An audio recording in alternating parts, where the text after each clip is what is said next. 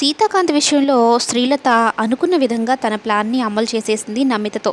నమిత ఏం చెప్తుందంటే, "నా భర్త ఒక శాడిస్టు. నన్ను అనుమానిస్తున్నాడు. నా వల్ల కావడం లేదు. సార్ ఏమనుకోకుండా మీలాంటి పెద్దవాళ్ళు, మంచివాళ్ళు వచ్చి చెప్తే ఏమైనా వింటాడేమో.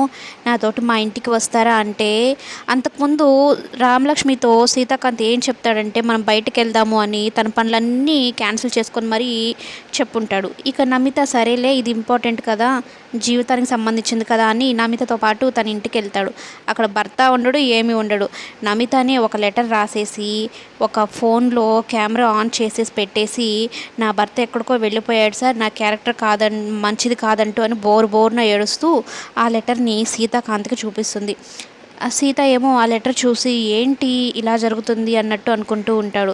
ఇక ఈమె ఏడుస్తూ సీతాకాంత్‌ని కౌగిలించుకుంటుంది. అది మొత్తం వీడియో రికార్డ్ అవుతూ ఉంటుంది. "సార్ నాకంటూ ఎవరున్నారింకా?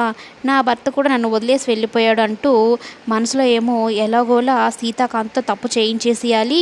శ్రీలత మేడం అనుకున్నది అనుకున్నట్టు జరిగిపోయేలాగా చేయాలి అని అయితే అనుకుంటూ ఉంటుంది. కానీ సీతాకాంత్ ఏంటి పాపం ఆడపిల్ల కదా! తన కష్టాల్లో ఉంది అన్నట్టు అనుకుంటాడు. జాలి చూపిస్తాడు. ఆ జాలే తన కొంప ముంచుతుందని, తన జీవితాన్ని మార్చేయబోతుందన్న విషయం అర్థం చేసుకోలేకపోతాడు సీతాకాంత్. మరి ఏం జరగబోతుందో కమింగ్ ఎపిసోడ్స్‌లో